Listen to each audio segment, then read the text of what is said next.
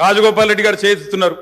నల్లగొండలో fluorosis తప్ప ఏమిచ్చింది అధ్యక్ష? వీళ్ళు నల్లగొండలో ఫ్లోరోసిస్ తో 1,00,000 మంది నడుములు వంగరబోతుంటే మునుగోడు నియోజకవర్గంలో ఒక్కసారి నాకు ఒక కాంగ్రెస్ సభ్యుడు మాట్లాడిండు అధ్యక్ష. అధ్యక్ష అధ్యక్ష సబ్జెక్టే మాట్లాడుతున్నా అధ్యక్ష. తర్వాత సభ్యుడికి ఇష్టం వచ్చినంత టైం ఇవ్వండి, మాట్లాడినివ్వండి, మాకు అభ్యంతరం. I'm not yielding sir, I'm not yielding. అధ్యక్ష, నల్లగొండలో ఫ్లోరైడ్ బాధలు, దేవరకొండలో పసిపిల్లల అమ్మకాలు, పాత బస్తీలో మైనారిటీ తీరని బాలికల వివాహాలు, మహబూబ్ నగర్ లో గంజి కేంద్రాలు, పాలమూరు నుంచే 14 లక్షల మంది వలసలు ప్రతి సంవత్సరం.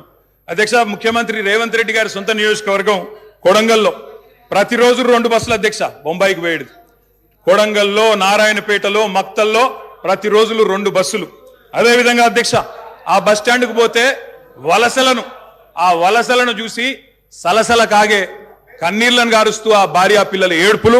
అదేవిధంగా 50 ఎకరాలు ఉన్న రైతైనా సరే అధ్యక్ష, తెలంగాణలో ఆనాడు కాంగ్రెస్ పరిపాలన ఎంత గొప్ప పరిపాలన అంటే అధ్యక్ష, మహబూబ్ నగర్ లో 50 ఎకరాలు ఉన్న రైతైనా సరే గుంపు మేస్త్రిగా పనిచేసే దుస్థితి అధ్యక్ష. హైదరాబాద్కి వచ్చి కూలీ చేసుకునే దుస్థితి.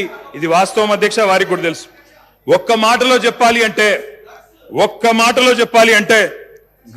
తప్పకుండా చెప్తాం, అన్ని చెప్తాం. గౌరవ అధ్యక్ష కేటీఆర్ గారు చెప్తా గౌరవ కేటీఆర్ గారు ఒక్క నిమిషం, డిప్యూటీ సీఎం గారు మాట్లాడతారు. మీకు సమాధానం చెప్పే కార్యక్రమంలో ఆ స్ఫూర్తి కూడా దెబ్బతినేటట్టుగా వారు మాట్లాడుతున్నారు. అది కరెక్ట్ కాదు. దయచేసి మీరు ఏం చేశారనుకుంటున్నారో చెప్పండి, మేము ఏం చేయాలనుకుంటున్నారో చెప్పండి. దాని ద్వారా రాష్ట్రానికి ఏమైనా చేద్దామనేటువంటి ఆలోచన ఉండాలి తప్ప మీరున్న టైంలో గన్ సెంటర్లు ఉన్నాయి, మీరున్న టైంలో అసలు నీళ్ళే లేవు. నీళ్ళు ఏడలేవండి. ఆర్డబ్ల్యూఎస్ పథకం ద్వారా మొత్తం రాష్ట్రంలో దాదాపు 70 నుంచి 80% నీళ్ళు ఇచ్చారు. మా ఆదిలాబాద్ నుంచి నేను ఖమ్మం వరకు చెప్తాను, నేను ప్రతి ఊరితో సహా లెక్కలతో సహా చెప్తాను.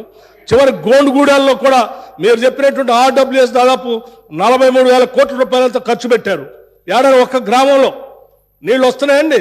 ఇప్పటికి కూడా ఐటీడీఏ నీళ్ళే తాగుతూ ఉన్నాం, వేసినటువంటి బోర్లు బావిలో నుంచే నీళ్లు తాగుతున్నామని చెప్తా ఉన్నారు. మళ్ళీ అదేదో పెద్ద గొప్పగా చేసినట్టు చెప్తున్నారు. మీరు వచ్చిన తర్వాతనే నల్గొండలో నీళ్ళు వచ్చినాయి. అంతకుముందు నల్గొండలో నీళ్ళు రాలేదా? ఫ్లోరోసిస్ ఎరాడికేషన్ కాలేదా? మీరు వచ్చిన తర్వాత జరిగిందా? మీకంటే ముందే జరిగింది.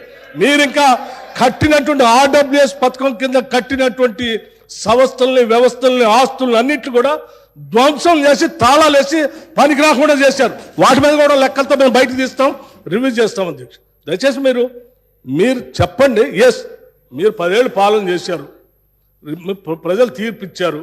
ఈ తీర్పిచ్చినటువంటి తీర్పు ద్వారా రేపొద్దున ఇంకా భవిష్యత్తులో ఈ రాష్ట్రాన్ని ఇంకా ఎంత ముందుకు తీసుకొని పోదాం.